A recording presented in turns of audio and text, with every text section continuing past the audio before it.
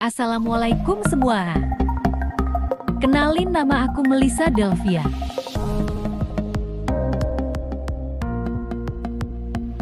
Di sini kita bakal belajar sejarah kebudayaan Islam tentang proses masuknya Islam di Nusantara. Proses masuknya Islam ke Nusantara. Datangnya Islam ke Indonesia dilakukan secara damai. Hal ini dapat dilihat melalui jalur perdagangan, perkawinan, pendidikan, seni budaya, tasawuf, politik, yang semua mendukung proses sifatnya Islam masuk dan berkembang di Indonesia. Mulai dari masuknya Islam melalui jalur perdagangan.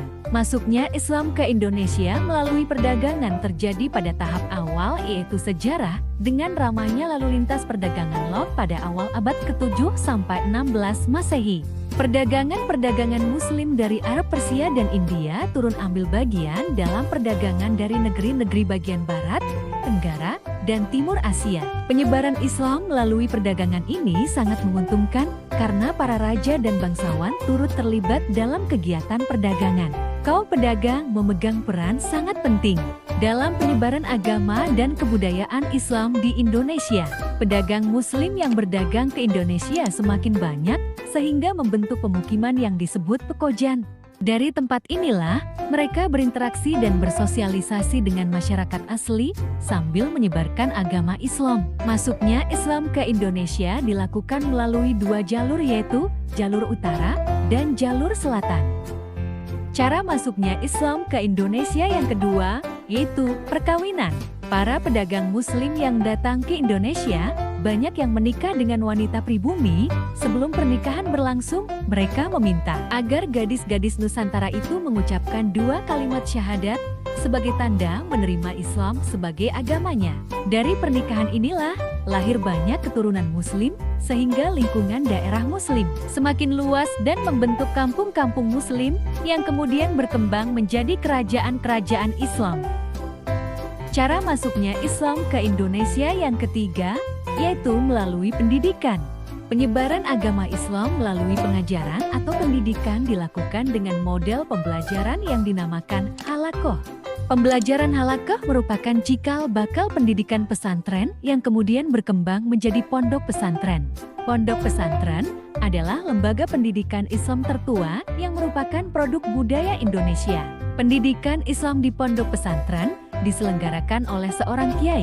Di samping mengajar pesantren, para kiai juga menjadi penasehat raja atau bangsawan. Dengan didirikannya pondok pesantren di wilayah Nusantara, ajaran-ajaran Islam dapat disebarluaskan melalui para santri-santrinya kelak. Dengan demikian, agama Islam dapat berkembang dengan pesat di wilayah Nusantara. Selain itu, pengajaran agama Islam lewat madrasah-madrasah yang lain marak didirikan di seluruh wilayah Nusantara.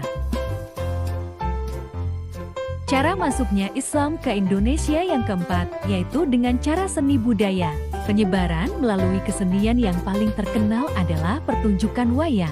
Sunan Kalijaga adalah tokoh ulama yang paling mahir dalam memainkan wayang. Dalam pertunjukan, ia tidak pernah meminta upah pertunjukan.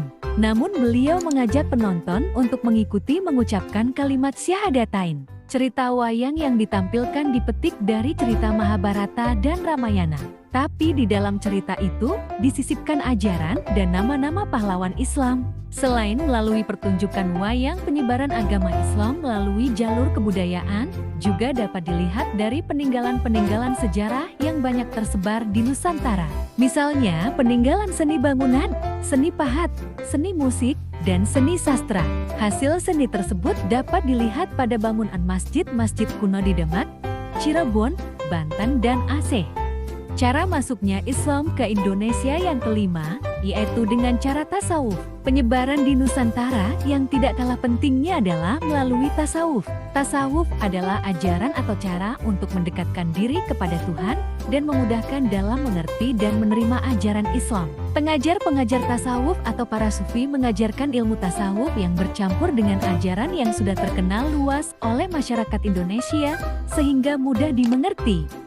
Selanjutnya, cara masuknya Islam di Indonesia melalui politik. Pengaruh politik para raja dan penguasa sangat membantu tersebarnya Islam di Indonesia. Hal ini karena peranan para raja dan penguasa dalam penyebaran Islam sangatlah penting. Seperti ketika para penguasa mulai memeluk agama Islam dan meninggalkan agama lama, maka secara berbondong-bondong segenap punggawa serta rakyatnya ikut memeluk agama Islam. Terima kasih. Jangan lupa like dan komen. Jumpa lagi. Wassalamualaikum warahmatullahi wabarakatuh.